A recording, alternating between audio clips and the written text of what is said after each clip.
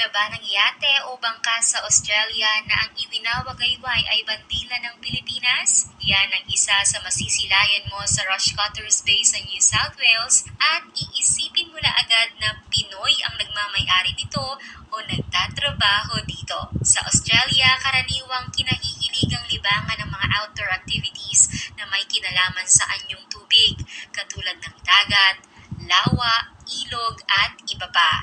Sa katunayan, isa sa mga 5 Australians sa New South Wales ay mayroong pag-aari o access sa yate o bangka. Katumbas nito ay 20% ng populasyon sa nasabing estado, base ito sa datos mula sa Australian Bureau of Statistics. At isa rin ito sa mga pangunahing pampublikong transportasyon, partikular na sa lungsod ng Sydney.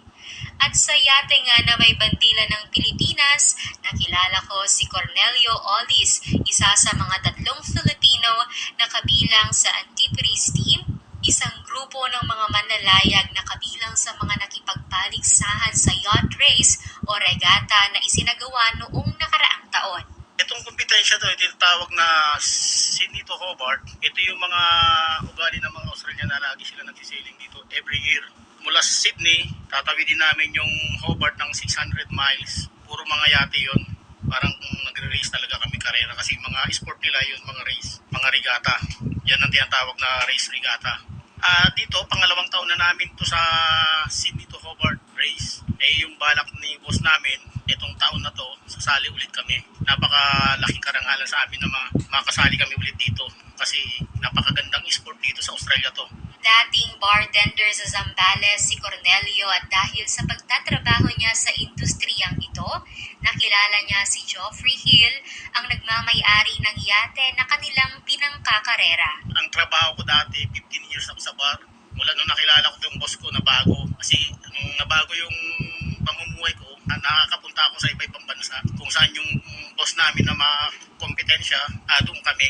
Kaya napakalaking bagay talaga na nakapagtrabaho ako sa boss ko na nakakapag-sailing ako sa Hong Kong, Singapore, Thailand, Vietnam, Malaysia, New Zealand, Australia, and New Caledonia. Dahil nga likas ang pagiging masipag ng mga Pinoy, nakitaan siya ng potensyal at napabilang kasama ang 2 pang Filipino sa kanilang grupo. Kabilang sila sa 18 miyembro ng Antipodes Team. Isang ang karangalan namin kasi isa tong kompetensya na hindi basta-basta.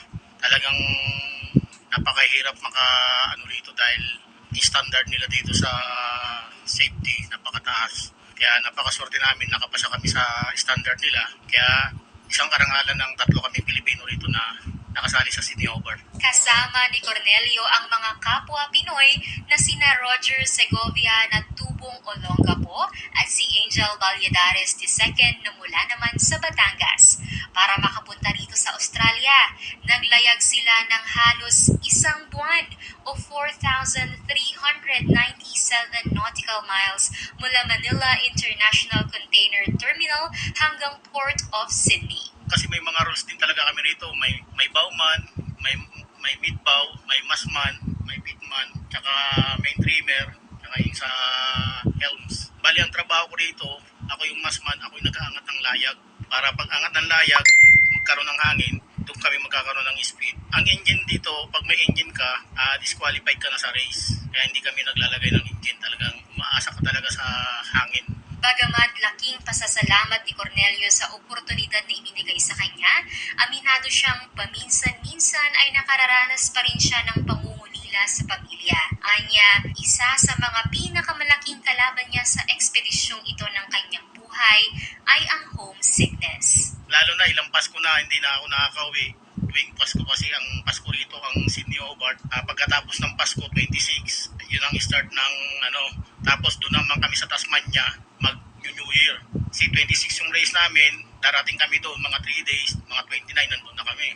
Conforme din sa hangin, isang maaga. Bukod sa homesickness, isa rin sa mga binabantayan ni Cornelio ay ang kanyang kalusugan at kaligtasan dahil batid niyang hindi rin maiiwasan ng mga aksidente sa laot, lalo na kapag may sama ng panahon. Nung nag-race kami, sobrang may mga bad weather talaga na talagang hindi natin masasabi kasi ang panahon, pero kagandahan kasi high-tech na sa yate, high-tech na yung mga gamit nila. May mga windy, mga alam, nakikita nila yung mga ano ng hangin. Kaya nagkakaroon kagad kami ng babala para makaiwas. Pero kung talagang race namin at doon na yung ano, wala na kami magagawa. Talagang tatamaan na namin yung bagyo.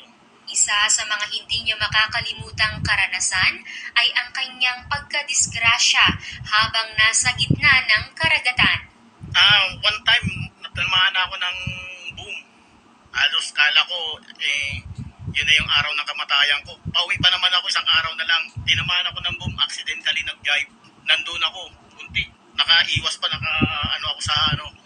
Maswerte pa rin talagang niligtas ako ni Lord. Sobra, 3 beses ako naka-experience ng bagyo na may race. Talagang sabihin ng kapitan sa'yo, just put belt in your body para hindi ka mag-man overboard. Kasi yun ang pinakamahirap sa bilang sailor na on overboard. Kailangan lahat safety tayo kasi yun din ang number 1 dito sa Australia na safety. Na iniiwasan nilang may malaglag na tao lalo na gabi kasi ang hirap hanapin. Talaga namang #Proud Pinoy si Cornelio na sabik isabit ang bandila ng Pilipinas sa kanilang bangka katabi ng watawat ng Australia. Nag-champion na rin kami. Nag-champion kami ng Asia like Thailand, Malaysia, Raja Muda, and nag-ano rin kami ng Darwin. Sa pamamagitan nito, hangad niyang makilala rin ang mga Pinoy sa mundo ng sailing, bukod pa sa pagiging popular sa larangan ng nursing, hospitality, at maging sa pagkanta. Tulad sa amin sa Pilipinas, kung nandun ako, kaya ko rin sila mag-sailing. Meron naman sailing training center doon sa Pilipinas. Sa sailing kasi marami kang magiging kilalang amo, marami kang magiging kilalang kaibigan. Tsaka una, kailangan respeto sa sarili at sipag. Alam natin, pag sa ibang bansa, kailangan masipag tayo. Hindi mo na kailangan utusan. Yun ang number 1. Kasalukuyan nilang pinaghahandaan ang susunod nilang karera mula Sydney hanggang sa bansang New Caledonia na may layong mahigit 1,000 na nautical miles. Inaasahang magtatagal ang kanilang paglalayag ng 5 araw, kaya naman bukod sa pisikal na aspeto, hinahanda rin nila ang kanilang kaisipan at emosyonal na estado. Ivy Carasi para sa SBS Filipino.